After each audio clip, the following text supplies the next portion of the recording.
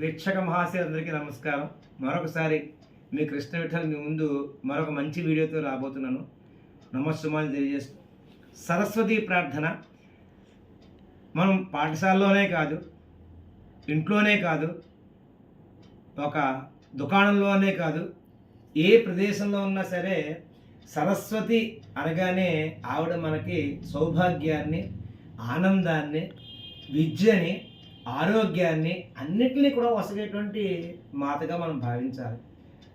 ఎందుకని అంటున్నానంటే, మరి ఒక డాక్టర్ గారు ఉన్నారంటే ఆ వైద్యుడు వైద్యం చేయడం ద్వారా ఆయన యొక్క ఆదాయాన్ని సంపాదిస్తారు. కానీ మరి ఆయనకి వైద్యానికి సంబంధించినటువంటి జ్ఞానాన్ని లేకపోతే ఆయన వైద్యం చేయగలరా? ఆయన ఆదాయాన్ని సమకూర్చుకోగలరా? ఒక వ్యాపారి ఉన్నాడు. ఆ వ్యాపారి మరి వ్యాపారంలో తన యొక్క గణాంకాలను చూసుకోవాలన్నా, తన యొక్క చిట్టాపద్దులను చూసుకోవాలన్నా అంకెలతోటి, అక్షరాలతోటి పని ఉంటుంది కదా. అంటే ఆయన కూడా సరస్వతి మాతని ప్రార్థించవలసినటువంటి అవసరం ఉంది. ఈ విధంగా చూసుకుంటే సరస్వతి మాత ప్రతి ఒక్కరికి కూడా ఆరాధ్య దేవత. అందుకే ఒక్క మంచి శ్లోకాన్ని మనందరం కూడా మన పిల్లలకి ఈ యొక్క శ్లోకాన్ని నేర్పి తీరాలి. పాఠశాలలో అయితే ఉపాధ్యాయులు తప్పనిసరిగా వారానికి ఒక్కసారైనా సరే ఈ శ్లోకాన్ని అందరికీ వినిపించేలా ప్రయత్నం చేయండి. అంటే మీకు ఉన్నటువంటి ఇబ్బందులు మీరు అక్కడ పరిసరాల్లో చూసుకుంటూ ఎటువంటి ఇబ్బందులు రాకుండా యా కుందేందు తుషారహారధవళ యా శుభ్రవస్తాన్విత యా వీణా వరదండమండితకర యా శ్వేతపద్మాసనా యా బ్రహ్మాచ్యుత శంకర ప్రభృతిభిర్ దేవై సదా పూజితా सा मां पातु सरस्वती भगवती निःशेषजड्यापः నిశ్శేషజడ్యాపః.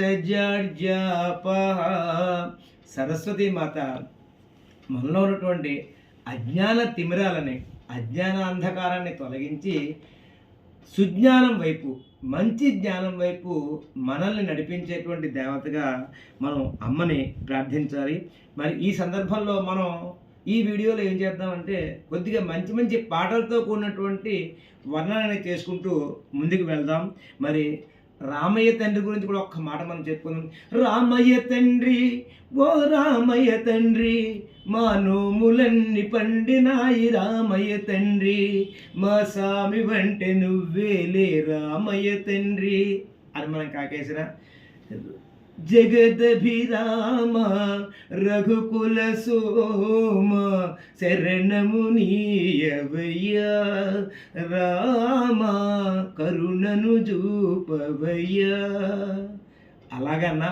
అయితే మరి అందరి బంధువయ్యా భద్రాచల రామయ్యా, ఆదుకునే ప్రభువయ్యా ఆ అయోధ్య రామయ్యా, చేయూతమిచ్చేవాడయ్యా మా సీతారామయ్యా, కోర్కెలు తీర్చేవాడయ్యా కోదండ రామయ్యా, అందరి బంధువయ్యా భద్రాచల రామయ్యా. ఏ విధంగా ఆ రాముడిని ఎంత పొగిడినా సరే మనకు మనసుకి తృప్తి అవ్వదు. మరి ఈ విధంగా చక్కటి పాటలు ఎన్నో ఉన్నాయి రాముడి మీద. మరి అటువంటి అన్ని కీర్తనల్ని కూడా మనం ఒక ప్రయత్నం చేద్దాం. అలాగే ఈ సందర్భంలోనే మరి రాముడిమే కాకుండా కృష్ణుడి మీద కూడా ఒక 2-3 మాటలు. మరి నిజం చెప్పాలంటే కృష్ణ పరమాత్మ, రాముడిని పరమాత్మ అనేటువంటి శబ్దం మనం పెద్దగా ఉపయోగించాం.